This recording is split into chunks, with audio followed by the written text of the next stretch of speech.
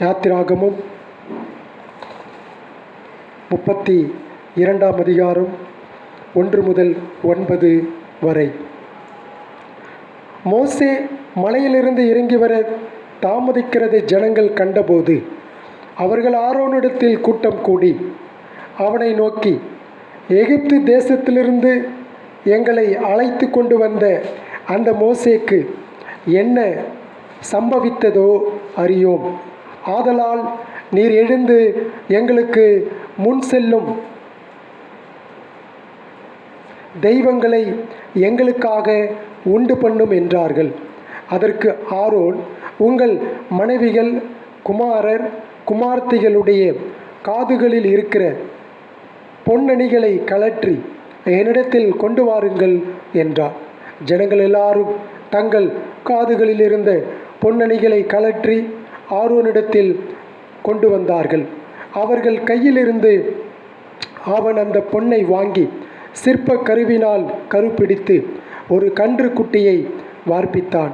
அப்பொழுது அவர்கள், இஸ்ரவேலரே, உங்களை எகிப்து தேசத்திலிருந்து அழைத்து கொண்டு வந்த உங்கள் தெய்வங்கள் இவைகளே என்றார்கள். ஆரோன் அதை பார்த்து அதற்கு முன்பாக ஒரு பலிபீடத்தை கட்டி, நாளைக்கு கர்த்தருக்கு பண்டிகை என்று கூறினான். மறுநாள் அவர்கள் அதிகாலையில் எழுந்து சர்வாங்க தகன பலிகளை இட்டு சமாதான பலிகளை செலுத்தினார்கள். பின்பு ஜனங்கள் புசிக்கவும் குடிக்கவும் உட்கார்ந்து விளையாட எழுந்தார்கள். அப்பொழுது கர்த்தர் மோசேயை நோக்கி, நீ இறங்கி போ, எகிப்து தேசத்திலிருந்து நீ நடத்தி கொண்டு வந்த உன் ஜனங்கள் தங்களை கெடுத்து கொண்டார்கள். அவர்களுக்கு நான் விதித்த வழியை அவர்கள் சீக்கிரமாய் விட்டு விலகினார்கள். அவர்கள் தங்களுக்கு ஒரு கன்றுக்குட்டியை வார்ப்பித்து அதை பணிந்து கொண்டு அதற்கு பலியிட்டு, இஸ்ரவேலரே, உங்களை எகிப்து தேசத்திலிருந்து அழைத்து கொண்டு வந்த உங்கள் தெய்வங்கள் இவைகளே என்று சொன்னார்கள் என்றார். பின்னும் கர்த்தர் மோசேயை நோக்கி, இந்த ஜனங்களை பார்த்தேன், இவர்கள் வணங்கா கழுத்துள்ள ஜனங்கள் என்பதே. ஆமேன். உட்காருவோம்.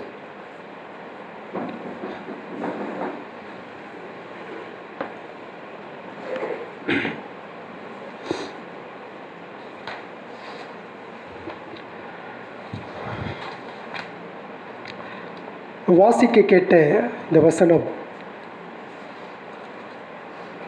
பொன் கன்றுக்குட்டியை உருவாக்கி விக்கிரகத்தை உண்டாக்கி இஸ்ரவேலர்கள் அதற்கு வழிபடுவதை, ஒரு துக்ககரமான ஒரு சம்பவத்தை நாம் பார்க்கிறோம். ஆக முழுமையாக இந்த அதிகாரத்தை நாம் தியானிக்க இருக்கின்றோம். ஆனால் இன்றைக்கல்ல, வரக்கூடிய 2 வாரங்களிலும் இந்த 32ஆம் அதிகாரத்தை நாம் சிந்திக்க இருக்கிறோம். அதாவது இந்த பகுதியில் என்ன படிக்கிறோம் என்றால், மிகுந்த கர்த்தருக்கு ஒரு வேதனையான ஒரு சம்பவத்தை நாம் பார்க்கின்றோம். இந்த பகுதிக்கான சில அறிமுக பகுதிகளை, காரியங்களை சொல்லிவிட்டு நாம் வசனத்திற்கு செல்வோம். பொதுவான கர்த்தர் என்னை ரட்சித்த பிறகு என்னுடைய போதகரோடு அப்போ நாமக்கல்ல மல்ல சமுத்திரத்தில் அடிக்கடி கைப்பிரதி ஊழியங்களை நாங்கள் செய்வது வழக்கம். அப்போ பார்த்தீங்க அப்படி சொன்னால், சுவிசேஷத்தை சொல்வதற்கு, ஜனங்களுக்கு கர்த்தரை பற்றிதான சுவிசேஷத்தை அறிவிப்பதற்கு அது ஒரு வாய்ப்பாக இருந்தது. சில காலம் சென்ற பின்பு நான் கர்த்தரால் இந்த பணிக்கு அழைக்கப்பட்டேன் என்ற அந்த உறுதியை பெற்றவுடன் நான் பைபிள் காலேஜுக்கு சென்றேன். அங்கே சில வருடங்கள் படித்தேன். அப்போ அங்கே படிக்கும்போது கூட எவ்ரி ஃப்ரைடே ஆஃப்டர்நூன் என்ன செய்வார்கள் சொன்னால், இந்த சர்ச் பிளான்டிங் மினிஸ்ட்ரிக்காக ஆயத்தம் செய்வதற்காக அப்போவே அந்த சுற்றி உள்ள கிராமங்களில் கைப்பிரதி கொடுக்க அனுப்புவார்கள். 2 மணிலிருந்து 4 மணி வரை. இப்போ சுற்று வட்டார கிராமங்களெல்லாம் நாங்கள் போய் கைப்பிரதி கொடுப்பது வழக்கம். அப்போவே சில எதிர்ப்புகளை எல்லாம் அந்த பகுதிகளிலே நாங்கள் சந்தித்தோம். அப்போ அந்த சமயத்தில் கூட பார்த்தீங்க சொன்னால் அநேக மக்களை நாங்கள் சந்திக்கவும் அவர்களுக்கு சுவிசேஷம் சொல்லவும் கடவுள் கிருபை செய்தார். ஆக இப்படிப்பட்ட சமயங்கள் எல்லாம் நம்ம பார்க்கும் பொழுது என்ன பார்க்கிறோம் அப்படின்னு சொன்னால், எல்லா இடங்களிலும் விக்கிரகங்கள் காணப்பட்டது. அப்போவே மரத்துக்கு மரம் விக்கிரகங்களால் கட்டப்பட்டு அதனுடைய சிலைகள், அதன் பயங்கரமான தோற்றங்களை பார்த்து நாங்களாம் பேசிக்கிறது உண்டு. மக்கள் எவ்வளவு அறிவீனமாக, முட்டாள்தனமாக, ஞானமற்றவர்களாக இருக்கிறார்களே என்று ஒருவருக்கொருவர் நாங்கள் பேசிக்கொள்வோம். அப்போ இந்த பிரச்சனை பார்த்தீங்க அப்படி சொன்னால், நம்முடைய தேசத்தில் மாத்திரமல்ல, இந்த விக்கிரக ஆராதனை என்பது உலகமெங்கும் இருக்கக்கூடிய ஒரு பிரச்சனை. This is an universal problem. உலகமெங்கும் இருக்கக்கூடிய ஒரு பிரச்சனை. ஏதோ ஒரு உலகத்தின் ஒரு மூலை முடுக்கில் மட்டும்தான் விக்கிரகம் இருக்குது அப்படின்னா பரவாயில்ல. ஆனால் உலகம் முழுவதும் இந்த பிரச்சனை இருக்கின்றது. அதனால தான் இங்கே நாம் வாசிக்க கேட்ட இந்த பகுதியும் கூட நம்ம கவனத்தோடு நாம் சிந்திக்க வேண்டும். விக்கிரகத்தை பற்றிய பிரச்சனை அதிகமாக வேதத்தில் விவாதிக்கப்பட்டுள்ளது. இப்படி நாங்கள்லாம் போகும் பொழுது நிறைய பேர் பலவிதமான காரியங்களெல்லாம் பேசுவார்கள். அப்படி பேசும் பொழுது அநேகர் மந்திரவாதிகள், குறி சொல்லுகிறவர்களை கடவுளாக தங்கள் வாழ்க்கையிலே பார்ப்பவர்கள் உண்டு.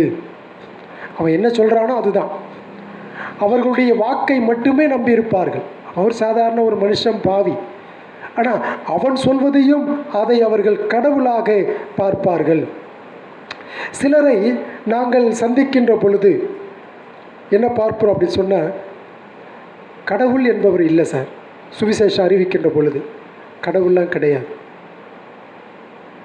கடவுள் இருந்தார் என்று சொன்னால் ஏன் இப்படி இருக்கிறது?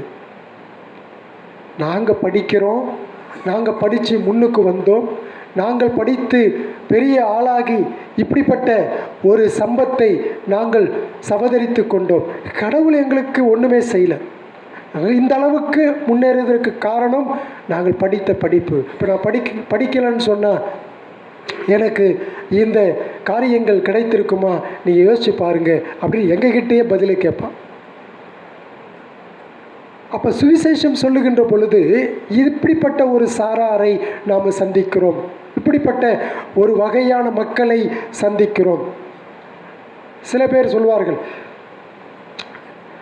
நாங்கள் கடுமையாக உழைக்கிறோம், இந்த உழைச்சதுனால தான் நாங்கள் பணத்தை சம்பாதித்தோம், உழைக்காமல் இந்த பணம் எங்கள் கையில் வந்ததில்லை. எந்த சாமியாவது கூரையை பிரித்து இந்த பணத்தை இந்த வச்சுக்கோன்னு சொல்லி கொடுக்கிறதா? இல்லையே.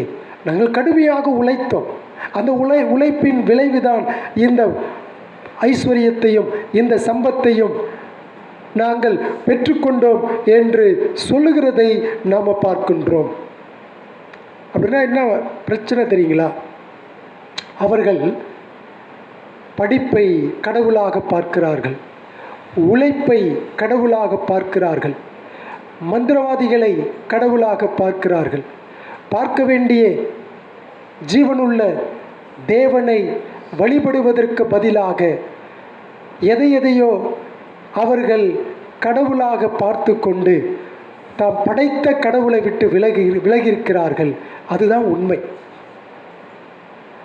ஜீவனுள்ள மகத்துவமான தேவனை விட்டுவிட்டார்கள். அதுதான் பிரச்சனை. அதுதான் இந்த இடத்துல நம்ம படிக்கின்றோம். ஆகவே நாம் பார்க்கிறது இந்த இடத்துல என்ன அப்படின்னு சொன்னால், இங்கே ஒரு உருவ வழிபாட்டு ஆராதனையை நாம் இந்த இடத்துல பார்க்கின்றோம்.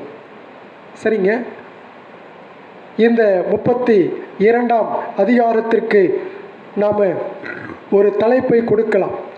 அதாவது பொன் கன்று குட்டியை உருவாக்கி அதை ஆராதனை செய்தார்கள். அப்படின்னு சொன்னால் அது உருவ வழிபாடுன்னு அர்த்தம். What is idolatry? விக்கிரகம் என்றால் என்ன அப்படின்னு சொன்னால், சிலை வழிபாடு என்பது கடவுளுடைய இடத்தில் எதையாவது வைத்து அவருக்கு பதிலாக அதை ஆராதித்தாலோ அல்லது அதை வழிபட்டாலோ அதுக்கு பேர் தான் என்னங்க? சிலை வழிபாடு. அதுக்கு பேர் தான் ஐடாலட்ரி. கடவுளுடைய இடத்தில் அவருக்கு கொடுக்க வேண்டிய இடத்தில் இன்னொன்று வைப்பது. அது ஒரு நபராக இருக்கலாம், படிப்பாக இருக்கலாம், உழைப்பாக இருக்கலாம், அது கல்வியாக இருக்கலாம், எது வேண்டுமானாலும் இருக்கலாம். ஆனால் அவருக்கு கொடுக்க வேண்டிய அந்த இடத்தை மற்றவர்களுக்கு நாம் கொடுக்குறோம். பார்த்தீங்களா? அதான் பிரச்சனை. அதுதான் யாத்ராகமம் 32ஆம் அதிகாரத்திலே நடந்தது. இப்போ நீங்கள் பார்த்தீங்க அப்படி சொன்னால், மனுஷன் இன்னைக்கு உழைக்கிறான், படிக்கிறான், பாடுபடுறான், கஷ்டப்படுறான். ஏன் அப்படின்னு சொன்னால், அவன் தனக்கும் தனக்கு பின் வருகிற சந்ததிக்கும் ஒரு ஆஸ்தியை சேர்த்து வைத்து அதன் மூலம் ஒரு மகிழ்ச்சியை, அதன் மூலம் ஒரு திருப்தியை அடைய வேண்டும் என்ற நிலையை அவன் நினைத்து கொண்டிருக்கிறான். உண்மைதான், அது அப்படி தான் இருக்கணும். அதாவது அவன் எதையாகிலும் ஒரு மகிழ்ச்சியை அவன் அடைய வேண்டும் என்பதற்காக, தன்னுடைய வாழ்க்கையிலே ஒரு பாதுகாப்பை பெற்றுக்கொள்ள வேண்டும் என்பதற்காக, தன்னுடைய வாழ்க்கையிலே சமாதானத்தை அடைய வேண்டும் என்பதற்காக, இந்த வாழ்க்கையின் அர்த்தத்தை அடைந்து கொள்வதற்காக, புரிந்து கொள்வதற்காக, அல்லது வாழ்க்கையினுடைய முக்கியத்துவம் என்றால் என்ன என்பதை அறிந்து கொள்வதற்காக, தன்னை பற்றிதான அடையாளத்தை இந்த சமுதாயத்தில் வெளிப்படுத்துவதற்காக, அல்லது நான் இந்த உலகத்தில் வாழ்ந்து கொண்டிருக்கிறேன், நான் மோட்சம் போக வேண்டும், ஆகவே இவைகளையெல்லாம் நான் சமதரித்து கொள்ள வேண்டும், இதன் மூலமாக நான் யோசிக்கிற சிந்திக்கிற கடவுளுக்கு ஏதாவது ஒன்றை செய்ய வேண்டும் என்பதற்காக அவன் என்ன செஞ்சிட்ருக்கிறான்? பாடுபட்டு கொண்டிருக்கிறான். இப்போ நான் இப்போ சொன்னேன் பார்த்தீங்களா, மனிதனுக்கு தேவையான மகிழ்ச்சி, மனிதனுக்கு தேவையான சமாதானம், அவன் தன்னுடைய வாழ்க்கையின் சரியான அர்த்தத்தை தான் யார் என்பதை சரியாக விளங்கி கொண்டு புரிந்து கொள்வதிலும், சமாதானத்தோடு வாழ்வதிலும், வாழ்க்கையின் அர்த்தத்தை புரிந்து கொள்வதிலும், தன்னுடைய வாழ்க்கையின் முக்கியத்துவத்தையும் சமுதாயத்தில் தன்னை பற்றிதான அடையாளத்தையும் அவன் பெற்றுக்கொள்ள வேண்டுமானால் அந்த மனிதன் எங்கே போகணும்னு சொன்னால் கிறிஸ்துவிடம் மட்டுமே வர வேண்டும். ஆக கிறிஸ்து மட்டுமே தருகிற இந்த காரியங்களை எல்லாம் விட்டுவிட்டு இந்த காரியங்களை பெற்றுக்கொள்வதற்காக அவன் வேறொரு வழிமுறைகளை நாடி தேடி பின்பற்றி செல்கிறான் அல்லவா? அதுதான் அவனுக்கு விக்கிரகம். கிறிஸ்து மட்டுமே தரக்கூடிய ஒன்றை நிராகரித்து இதையெல்லாம் வேறு வகையிலே அடைய பார்ப்பது விக்கிரக ஆராதனைக்கு சமம். அதுதான் உண்மை, அதுதான் உண்மை. ஆக கிறிஸ்து மட்டுமே தரக்கூடிய ஒன்றை வேறொரு இடத்திலிருந்து பெற்றுக்கொள்ள மனிதன் முயற்சிப்பது அவனுடைய வாழ்க்கையின் சிலையாக அது மாறிவிடுகிறது. அதுதான் உண்மை. ஆக இந்த இடத்தில் நாம் படிக்கின்றோம். நாம் படிக்கின்ற பொழுது இந்த 32ஆம் அதிகாரத்திலே அந்த இஸ்ரவேலர் ஜனங்களைப் போன்று நாம் ஒரு உருவ வழிபாடை செய்யாமல் இருக்கலாம். we have to think carefully. என்ன அப்படின்னு சொன்னால், நம்முடைய இருதயத்திலே எத்தனையோ விக்கிரக சிலைகள் குவிந்து கிடக்கின்றன, மலிந்து கிடக்கின்றன. அவைகளை விட்டு நாம் வெளியேற கடவுள் இந்த பகுதியின் மூலம் நம்மை அழைக்கிறார். அதை தான் பார்க்க போகிறோம். நீங்கள் யாராவது நம்ம விக்கிரக ஆராதனை செய்ய இங்கே வந்திருக்கிறோமா? யாருமே வரல. அந்த இஸ்ரவேல் ஜனங்களைப் போல ஒரு விக்கிரகத்தை இந்த இடத்துல படைத்து வைத்து கொண்டு நானும் நீங்களும் வழிபடுகிறோமா? இல்லை. ஆனால் நம்முடைய இதய உருவ வழிபாடு, இப்படிப்பட்ட காரியங்கள் உலகத்தின் எல்லா மனிதர்களுடைய இருதயத்திலும் காணப்படுகின்றது. இருதயத்தின் சிலை வழிபாடு என்பது உலகத்தில் இருக்கிற எல்லா மனுஷனிடத்திலும் இருக்கின்றது. அதாவதுங்க, பொதுவாக விக்கிரக ஆராதனை அல்லது விக்கிரகங்கள் என்பது எதையெல்லாம் அது உள்ளடக்கி இருக்கிறது என்று நாம் வேதத்தின் அடிப்படையில் பார்க்கின்ற பொழுது, அது அந்த விக்கிரகங்கள் எதையெல்லாம் அடக்கியிருக்கிறது என்றால், மணி, அதாவது பணம், செக்ஸ், அதாவது பாலின சார்ந்த காரியங்கள், மற்றும் இந்த உலக பிரகாரமான, கடவுளுடைய அன்பல்ல, உலக பிரகாரமான அன்பு.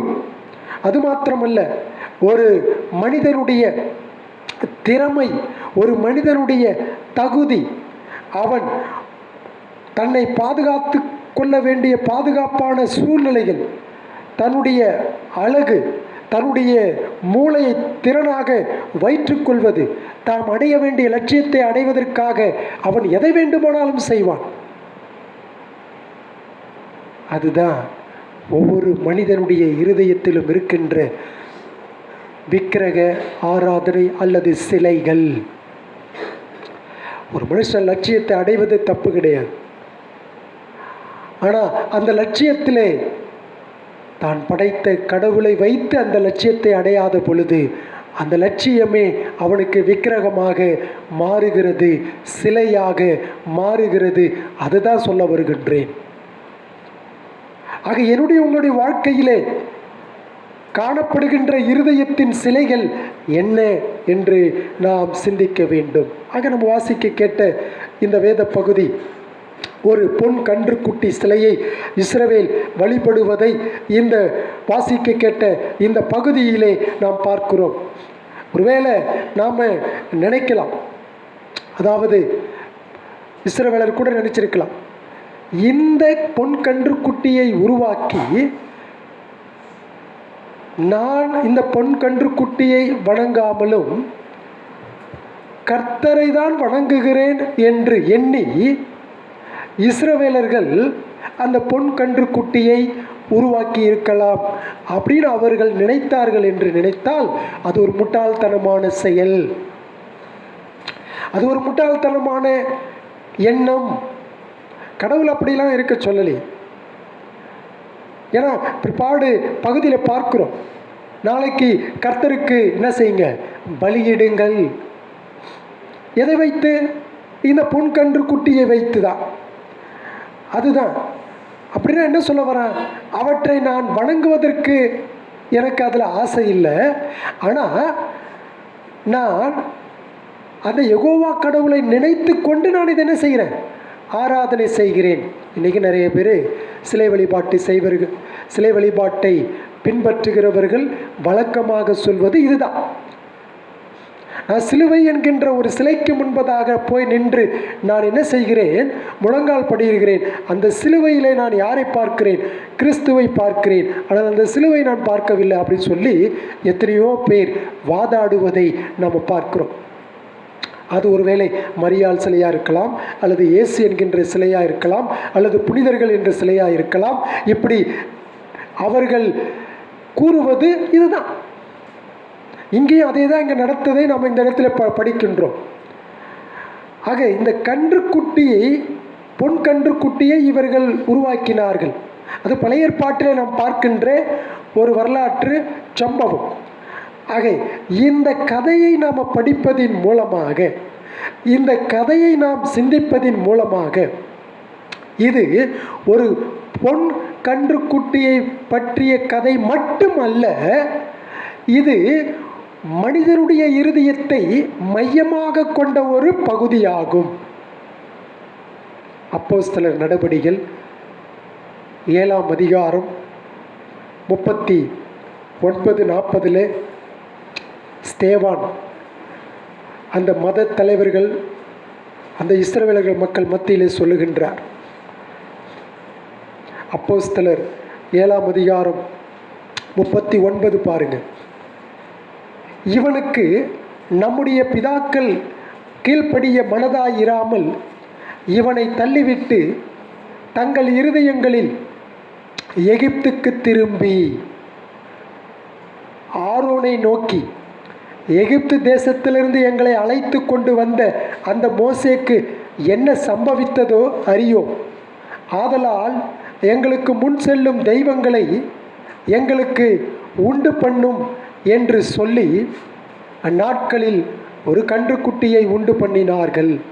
39வது வசனத்தில் படிக்கிறோம், இவர்கள் தங்கள் இருதயங்களில் எகிப்துக்கு திரும்பினார்கள். ஒரு அழகா சொல்றார் பாருங்க, அவர்களுடைய இருதயம் எகிப்திற்கு திரும்பினது. அப்ப பிரச்சனை எங்கங்க? பொன் கன்று குட்டி அல்ல, பிரச்சனை மனிதனுடைய இருதயம். மனிதனுடைய இருதயம், அவர்களுடைய இருதயம் எகிப்திற்கு திரும்பினது. அவர்கள் ஆரோனிடம் சொல்கிறார்கள், எங்களுக்கு முன் செல்லும் தெய்வங்களை எங்களுக்கு உருவாக்குங்கள். ஜீவனுள்ள தேவனை வழிபடுவதற்கான ஆசரிப்பு கூடாரத்திற்கான அந்த அறிவுரைகளை பெற்றுக்கொண்டு மோசே மலையில் இருந்த பொழுது ஜனங்கள் மீண்டும் அவர்கள் தங்கியிருந்த அந்த இடத்திலே ஒரு பொய்யான கடவுளை வணங்குவதற்காக ஒரு கன்றுக்குட்டியை உருவாக்கி கொண்டிருந்தார்கள். அதை வாசிக்க கேட்டோம். மக்கள் எகிப்திலிருந்து வெளியேறினாலும் அவர்களுடைய இருதயங்களில் எகிப்து இன்னமும் குடியிருந்து கொண்டே இருந்தது. அதான் உண்மை. எகிப்து விட்டு வெளியேறினாலும் ஆனால் எகிப்தினுடைய சிந்தனை அவர்களிடத்தில் இருந்தது. இப்போ கிட்டத்தட்ட மோசே ஒரு கிட்டத்தட்ட 40 நாட்களுக்கு அவர் என்ன செய்யவே இல்லைங்க, வரவே இல்லை. கிட்டத்தட்ட ஒரு 5 நாள் சென்றால் 1.25 மாதம், கிட்டத்தட்ட 1.25 மாதம் அவர் வரல. அதனால் அந்த மோசேயினுடைய தலைமைத்துவத்தை அவருடைய மூத்த சகோதரர் யாருங்க, ஆரோன் தலைமை தாங்கி அந்த இஸ்ரவேல் மக்களை அவர் வழிநடத்துவதை நாம் பார்க்கின்றோம். அதாவதுங்க இந்த இடத்துல பார்க்கிறோம், மக்கள் ஐடியா கொடுக்குறாங்க. அதாவது ஆரோனுக்கு எப்படி வழிபட வேண்டும் என்று. அப்போ ஒரு ஆரோன் ஒரு தலைவனாக இருக்க வேண்டிய மனுஷன் அந்த இடத்துல தலைவனாக இல்லாமல் தலைமைத்துவத்தினுடைய பொறுப்புகளை அவன் அள்ளத்தட்டுவதை நாம் பார்க்கின்றோம். ஆகவே ஒரு நம்பிக்கை இல்லாத ஒரு தலைவர் எப்படி இருப்பார் என்பதற்கு ஆரோன் இந்த இடத்திலே ஒரு எடுத்துக்காட்டாக அமைகின்றான். ஆக அந்த பாவப்பட்ட அந்த எகிப்திலிருந்து வந்த அந்த மக்கள் என்ன விரும்பினார்களோ, என்ன கேட்டார்களோ, தன்னுடைய இருதயத்தில் என்ன இருந்துச்சோ அதை அவர்கள் கேட்ட பொழுது ஒரு தலைவனாக ஆரோன் அதற்கு எதிர்த்து நிற்பதற்கு பதிலாக, கடவுளுடைய வார்த்தையை பற்றி கொள்வதற்கு பதிலாக ஆரோன் அவர்கள் விரும்பியதை செய்தான். இன்றைக்கு கூட தலைவர்கள் அப்படிதான் இருக்காங்க. ஏன் அப்படின்னு சொன்னால், ஜனங்களுடைய விருப்பத்தை செய்தால் மாத்திரமே ஜனங்களை தக்க வைத்து கொள்ள முடியும், இல்லாவிட்டால் அவர்கள் சபையை விட்டு போய்விடுவார்கள் என்பதற்காக அந்த தலைவர்கள் மக்களுடைய விருப்பம் என்னவோ அதை அவர்கள் நிகழ்த்தி கொண்டிருக்கிறார்கள். அதாவதுங்க என்னை பொறுத்தவரையில் இந்த பகுதியை நான் படிக்கின்ற பொழுது, ஆதாமிலே, அதாவது ஏதேன் தோட்டத்திலே கடவுள் ஆதாமையும் ஏவாளையும் படைத்தார். கடவுள் அவர்களுக்கு எதை செய்ய வேண்டும் என்று சொல்லியிருக்கிறார், எதை செய்யக்கூடாது என்று சொல்லியிருந்தார். ஆனால் அவர்கள் அதை செய்ததினாலே அங்கே ஆதாமும் ஏவாளும் முதலாக கடவுளுடைய வார்த்தைக்கு கீழ்ப்படியாமல் வீழ்ச்சியை நாம் பார்த்தோம் ஏதேன் தோட்டத்திலே. அதே போல அங்கு நடந்த அந்த சம்பவத்தை போல இந்த இடத்திலே ஒரு மிகப்பெரிய 2வது வீழ்ச்சியை நாம் பார்க்கின்றோம். எஸ், இதுவும் கர்த்தருடைய வார்த்தையை மீறின ஒரு சம்பவம். அதை தான் இந்த இடத்துல படிக்கிறோம். ஆசரிப்பு கூடாரத்திற்கான எல்லா விதமான இன்ஸ்ட்ரக்ஷன்ஸ், அதாவது அந்த அறிவுரைகளை அவர்கள் பெற்றுக்கொண்டார்கள். ஆனால் இப்போ நம்ம பார்க்குறோம் இந்த காரியத்தில் அவர்கள் ஒரு மிகப்பெரிய பாவத்திலே வீழ்வதை நாம் பார்க்கிறோம். இதை குறித்து அப்போஸ்தலனாகிய பவுல் 1 கொரிந்தியரிலே அந்த கொரிந்து திருச்சபையாரை பார்த்து எச்சரிக்கிறார். நீங்கள் என்னோட கூட 1 கொரிந்தியர் 10ஆம் அதிகாரம்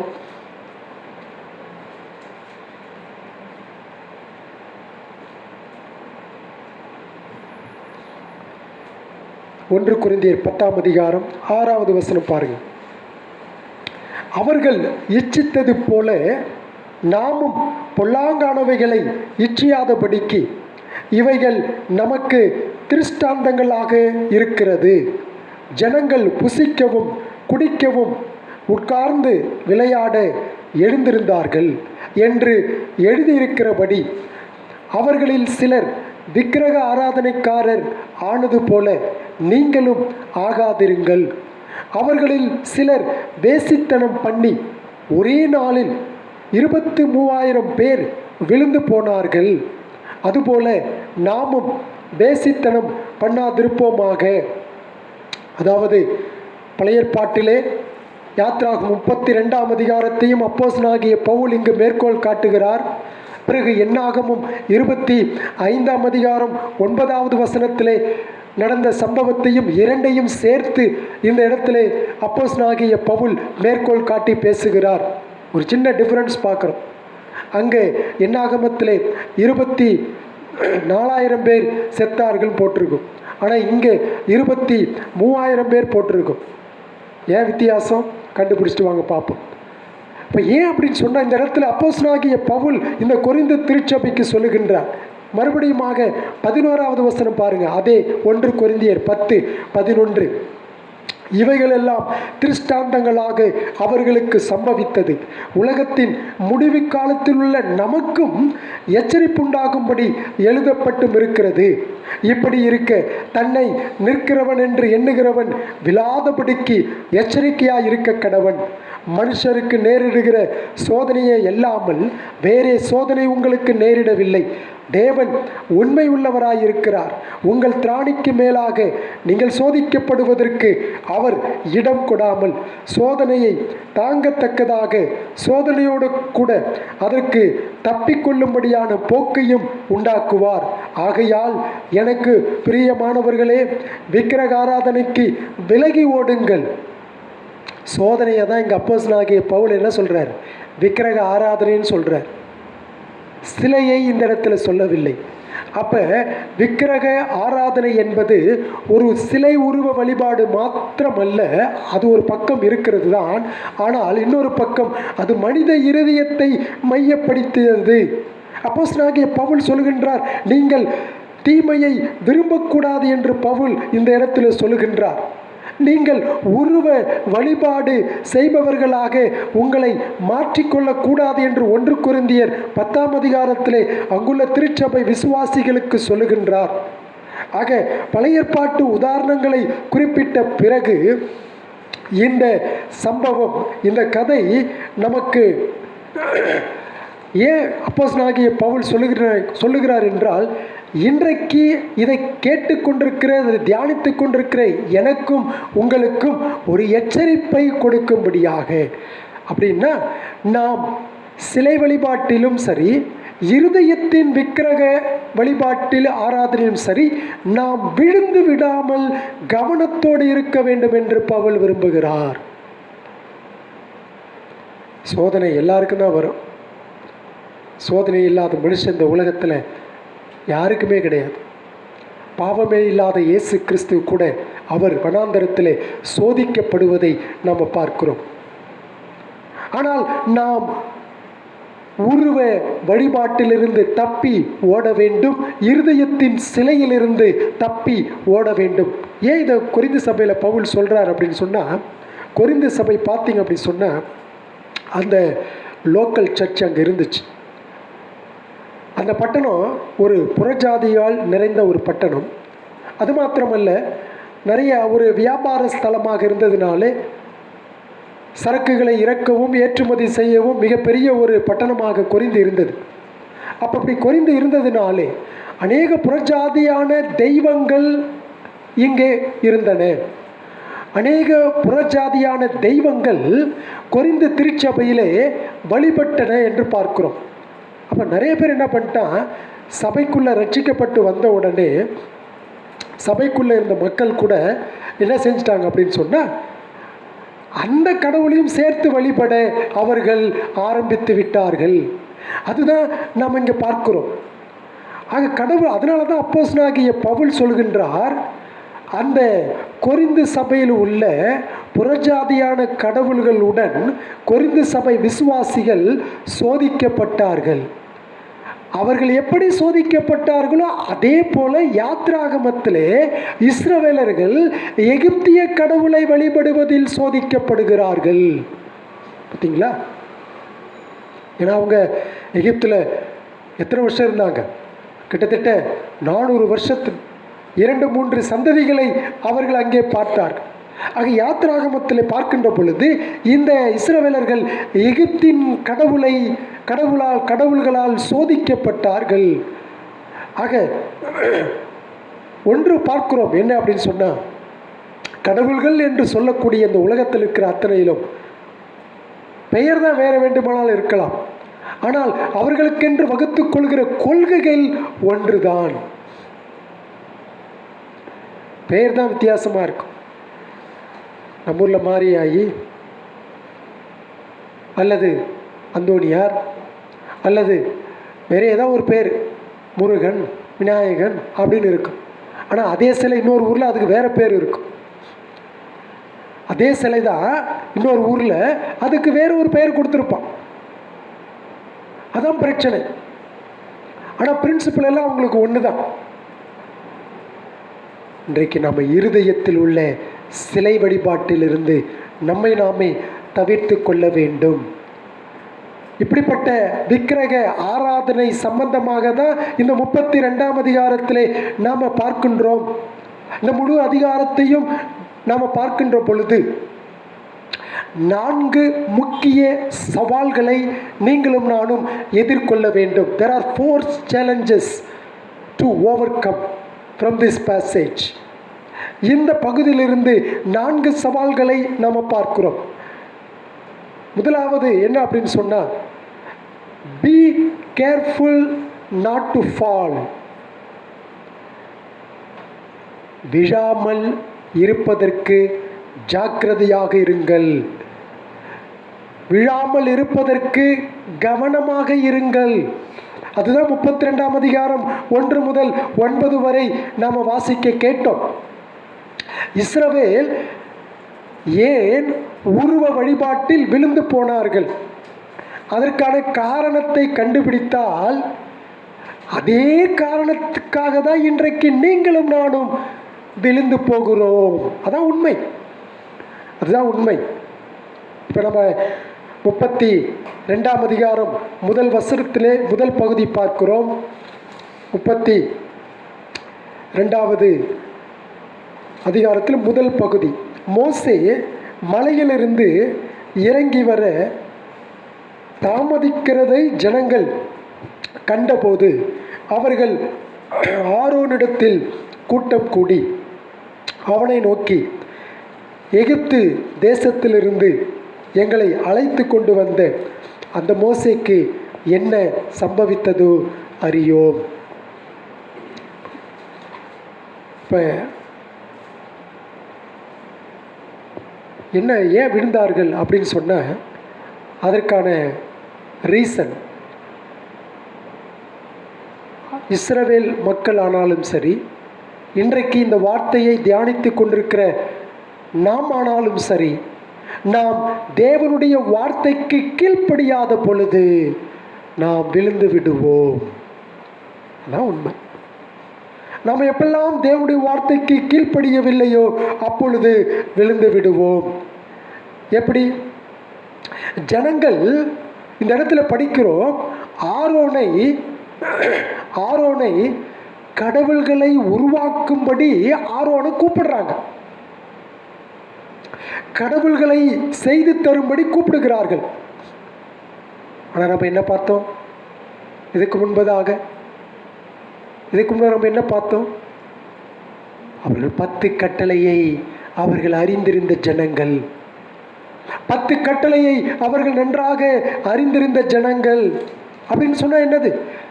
என்னையன்றி உனக்கு வேறே தேவர்கள் உண்டாயிருக்க வேண்டாம். 2வது கட்டளையும் அவர்கள் இந்த இடத்துல அறிந்திருக்க வேண்டும். என்னதுங்க? மேலே வானத்திலும் கீழே பூமியிலும் பூமியின் கீழ் தண்ணீரிலும் ஒப்பாயிருக்கிற யாதொரு விக்கிரகயாகத்திலும் சிலையாகிலும் நீ உனக்கு உண்டாக்க வேண்டாம், அவைகளை நீ நமஸ்கரிக்க வேண்டாம் என்ற அந்த கட்டளையை அவர்கள் அறிந்திருந்தார்கள். அப்படி என்றால் அவர்கள் கடவுளை எந்த வடிவத்திலும் எந்த உருவத்திலும் எந்த படத்திலும் அவர்கள் செய்யக்கூடாது, சிந்திக்க கூடாது. அதுதான் பார்க்கிறோம்.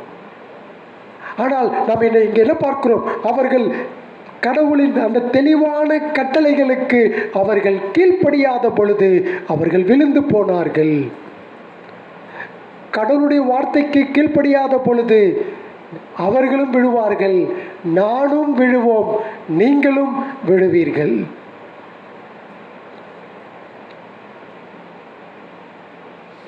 கர்த்தர் தெளிவாக தான் கட்டளையை கொடுக்கிறார். எவ்விதமான சந்தேகமும் இல்லை, மறைபொருளாக கொடுக்கவில்லை. கிரைஸ்டல் கிளியர், தெளிவாக ஆண்டவர் கொடுத்தார். ஆனால் இவங்க என்ன செஞ்சாங்க? தெளிவாக கீழ்ப்படியாமல் போனார்கள். நம்மளும் அப்படிதான். கர்த்தருடைய வார்த்தைக்கு கீழ்ப்படியாத பொழுது நாம் விழுந்து விடுவோம். 24ஆம் அதிகாரம் 3வது வசனம் பாருங்கள். யாத்திராகம் 24:3 படிக்கிறோம்.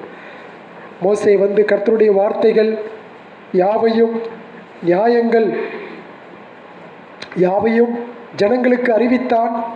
அப்பொழுது ஜனங்கள் எல்லாரும் ஏக சத்தமாய் கர்த்தர் அருளின எல்லா வார்த்தைகளின்படியும் செய்வோம் என்று பிரதியுத்தரம் சொன்னார்கள். கர்த்தருடைய வார்த்தையின்படி நாங்கள் எல்லாவற்றையும் செய்வோம். ஆனால் இந்த இடத்துல படிக்கிறோம்,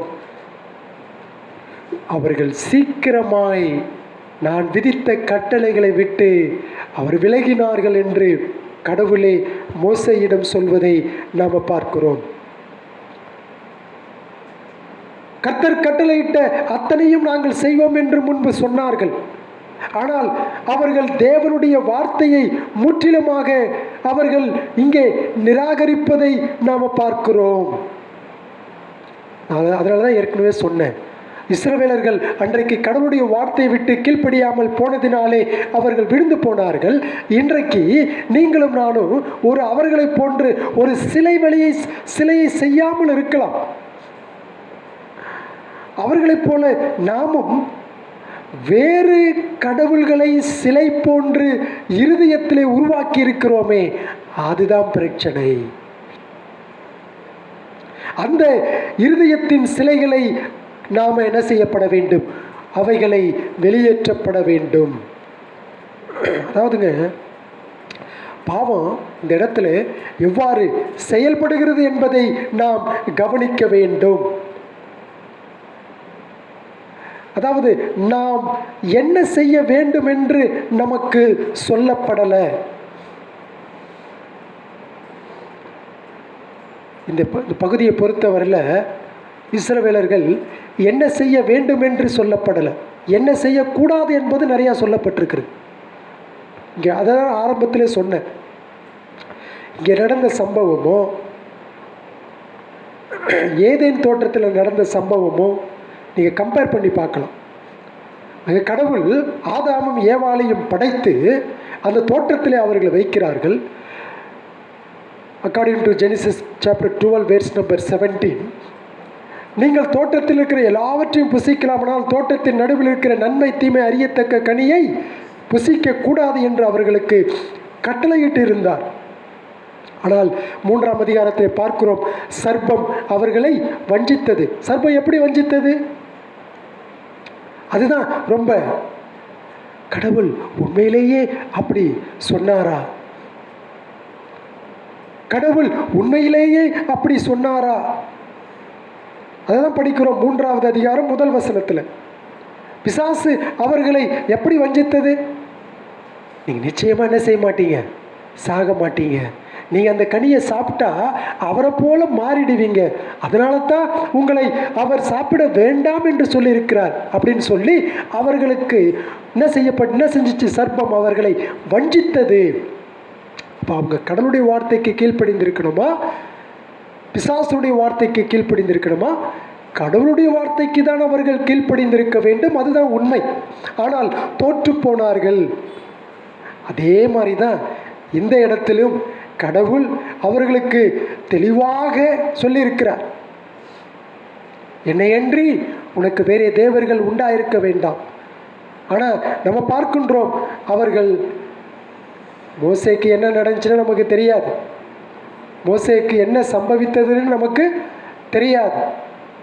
ஆகையினால இது என்ன சொல்ல வருகிறது அப்படின்னு சொன்னால், ஒரு அதிகாரத்தின் கீழாக அவர்கள் இருக்க விரும்பவில்லை. மனிதனுடைய பிரச்சனை அதுதான், மனிதனுடைய பிரச்சனை அதுதாங்க. கடவுளுடைய வார்த்தையின் அதிகாரத்தின் கீழாக மனிதன் வாழ விரும்புவது கிடையாது. தன்னுடைய இஷ்டப்படியோ அல்லது மற்றவர்களுடைய சொற்படியோ செய்ய வேண்டும் என்றுதான் மனிதன் விரும்புகின்றான். அதுதான் இந்த இடத்துல நம்ம பார்க்கின்றோம். அடுத்து பார்க்கிறோம், அவர்கள் கர்த்தரை வணங்குவதாக கூறிக்கொண்டு காணிக்கைலாம் கொடுக்க ஆரம்பிச்சிட்டான். கர்த்தரை வணங்குவதாக கூறிக்கொண்டு காணிக்கைகளை கொடுக்க ஆரம்பித்தார்கள். காணிக்கைகள், அதாவது 32ஆம் அதிகாரம் 5வது வசனத்தில் பார்க்கிறோம், அவர்கள் ஒரு உருவத்தை செய்யவே காணிக்கையை கொடுத்தார்கள். அதான் உண்மை. கர்த்தர் என்ற பெயரில் கொடுத்துட்டு, ஆனால் அந்த காணிக்கை எதற்கு பயன்படுத்தினார்கள்? உருவத்தை செய்வதற்காக பயன்படுத்தினார்கள். அந்த அவங்களுடைய சிந்தனை என்னவோ அதே சிந்தனை தான் இன்று எனக்கும் உங்களுக்கும். அவர்கள் உண்மையான கடவுளை நாங்கள் ஆராதிக்கிறோம், வழிபடுகிறோம் என்று நினைத்தார்கள். ஆனால் அவர்கள் கடவுள் சொன்னதை மறுபடியுமாக தெளிவாக மீறும் விதத்தில் அவரை ஆராதிக்கிறார்கள். அவர்களுடைய இருதயங்கள் எகிப்தை தான் ஏங்கினது. அதனால தான் இப்படிப்பட்ட சிலையை, கடவுள்களை உருவாக்கியதின் சான்று. அவங்க இருதயம் எகிப்தில் இருந்துச்சு. அவங்க எகிப்தில் பார்த்த அந்த தெய்வங்களை தான் இந்த இடத்துலையும் நாம் உருவாக்கி அதை வழிபடுவோம். போன மனுஷனுக்கு என்ன ஆச்சுன்னு தெரியல, வருவாரா வரமாட்டாரா நமக்கு தெரியல, ஆகவே நமக்கு முன் செல்லும் தெய்வங்களை உண்டு பண்ணுவோம் என்று சொல்லி அந்த எகிப்திலே அவர்கள் பார்த்த, எகிப்திலே அவர்கள் புறஜாதியார் வழிபட்ட அந்த கடவுள்களை இந்த இடத்திலே உருவாக்கினார்கள். அவங்க இருதயம் எகிப்தை ஏங்கியது என்பதற்கான சான்று இந்த பொன் கன்றுக்குட்டியை உருவாக்கினதனுடைய விளைவுதான்.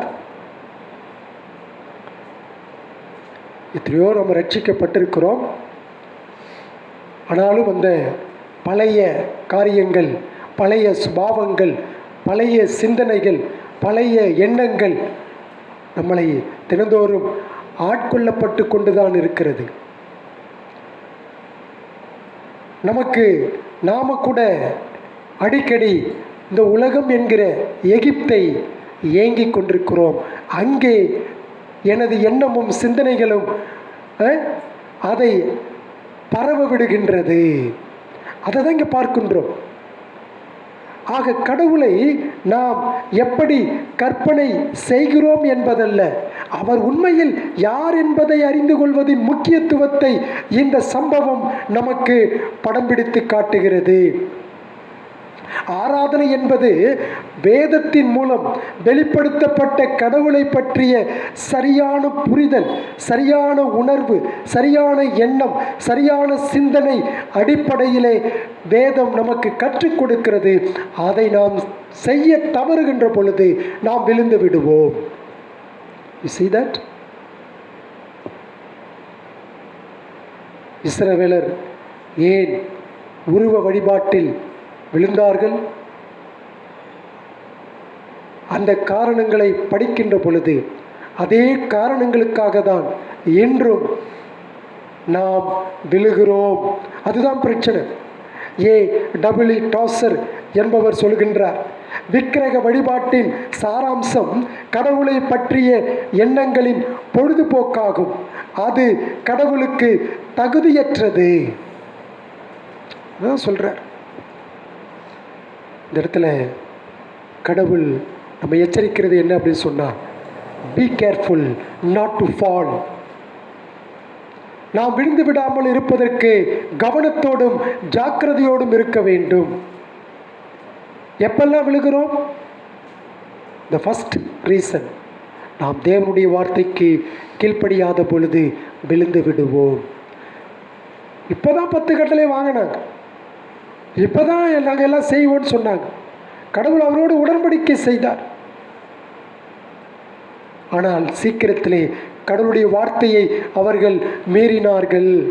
மோசே மலையிலிருந்து இறங்கி வர தாமதிக்கிறதை ஜனங்கள் கண்ட பொழுது பிளானே எல்லாம் மாற்றிட்டாங்க. பாருங்க, எல்லாமே மாறி போச்சு.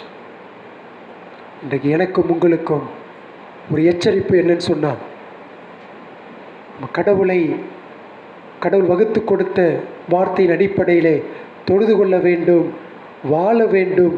அது குடும்பத்திலும் சரி, வெளியிலும் சரி, எங்கேயானாலும் சரி, அதுதான் பார்க்கிறோம். இன்றைக்கு இருதயத்தின் சிலைகளை அகற்ற வேண்டும். கர்த்தருடைய வார்த்தைக்கு கீழ்ப்படியாத பொழுது இருதயத்தில் இருக்கிற சிலைகள் ஒரு பொழுதும் அகற்ற முடியாது. கர்த்தருடைய வார்த்தைக்கு கீழ்ப்படியும் போது மாத்திரமே உங்களுடைய இருதயத்தின் சிலைகள் ஒவ்வொரு நாளும் அகற்றப்பட்டு கொண்டே இருக்கும். அப்படி நாம் கடவுளுடைய வார்த்தைக்கு கீழ்ப்படியாத பொழுது சீக்கிரத்தில் விழுந்துருவோம். நாட் டு வெயிட், காத்திருக்க வேண்டிய அவசியம்லாம் இல்லை. பிசாசு உடனே அந்த இடத்தில், அந்த நேரத்தில், அந்த நொடி பொழுதிலே நம்மளை விழ வைத்து விடுவான். ஆனால் கடவுளுடைய வார்த்தைக்கு கீழ்ப்படிய வேண்டும். There are so many reasons are there. நாம் விழாமல் இருப்பதற்கு இந்த இஸ்ரவேல் ஜனங்கள் விழுந்து போனார்கள். அதான் 1 கொரிந்தியர் 10ஆம் அதிகாரத்தில் படித்தோம். அந்த எச்சரிப்பு எனக்கும் உங்களுக்கும் முழு சபைக்கும். நான் இந்த சப்ஜெக்டை தியானிக்கின்ற பொழுது, படிக்கும் பொழுது, சிந்திச்சு கொண்டிருக்கும் போதெல்லாம் யோசித்தேன், இந்த சப்ஜெக்ட் சபைக்கு வருகிற ஒவ்வொருவரும் கேட்க வேண்டும் என்று. ஆனால் பார்த்தா கொஞ்சம் பேர் தான் இருக்கும். நான் நினச்சது என்ன அப்படி தெரியுங்களா, இது முக்கியமான ஒரு சப்ஜெக்ட் வாழ்க்கைக்கு. இது ஒரு முக்கியமான பல பாடங்களை கொண்ட ஒரு சப்ஜெக்ட். ஆண்டவரே, இது எல்லோரும் கேட்க வேண்டும், எல்லோரும் எச்சரிப்பை பெற வேண்டும் அப்படின்னு சொல்லி தான் நான் நேற்று உட்கார்ந்து ஜெபம் பண்ணி கொண்டு தியானித்து அதை பற்றி யோசித்து கொண்டே இருந்தேன். ஆகவே முழு திருச்சபையும் கடவுளுடைய வார்த்தைக்கு கீழ்ப்படிய கடவுள் நம்மை வழி நடத்த வேண்டும். அதுக்கு தான் கடவுள் என்னையும் உங்களையும் ரட்சித்திருக்கிறார். இருதயத்தின் சிலைகளை அகற்ற வேண்டும். அதற்கு ஒரே வழி கடவுளுடைய வார்த்தைக்கு கீழ்ப்படிய வேண்டும். கீழ்ப்படியாத பொழுது நாம் விழுந்து விடுவோம். நாம் விழாமல் இருப்பதற்கு கடவுளுடைய வார்த்தைக்கு முற்றிலும் கீழ்ப்படிய ஆவியானவர் தாமே என்னையும் உங்களையும் அவிதமாக வழிநடத்தட்டும். தொடர்ச்சியை நாம் அடுத்த வாரத்திலே சிந்திப்போம். தேவன் தாமே இந்த வசனங்களை நமக்கு ஆசீர்வதித்து தருவாராக. ஆமேன்.